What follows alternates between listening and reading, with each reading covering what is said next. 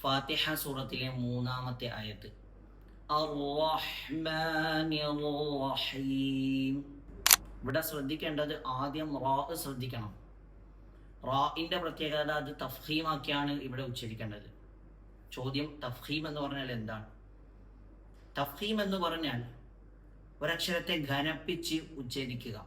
അതായത് നമ്മുടെ വായ ഓപ്പൺ ആകാതെ മൂടിയതായ രൂപത്തിൽ ഉച്ചരിക്കുക. ഉദാഹരണം, റ, റോ.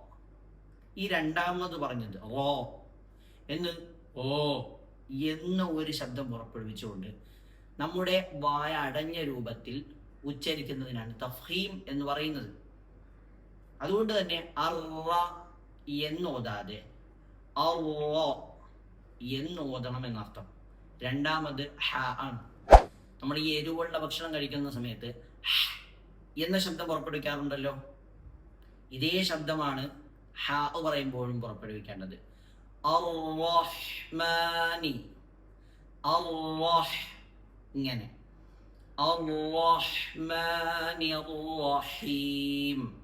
ആ റഹീമിന്റെ അവിടെ ഈ പറഞ്ഞ അതേ കാര്യങ്ങൾ ശ്രദ്ധിക്കണം. റാ, ഹ. പിന്നെ ചില ആളുകൾ അർ-റഹ്മാനു റഹീം നൂനിന് വന്നു കൊടുത്തിട്ട് അർ-റഹ്മാനു എന്ന് ഓതുന്നത് കേൾക്കാം. അതിന് മുതൽ ഉണ്ടാകരുത്.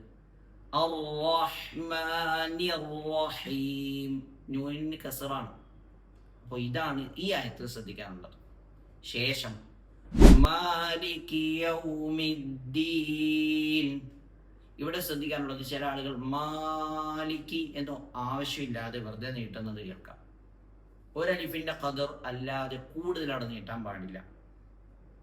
മാലിക്കി ഇത്ര മാത്രം.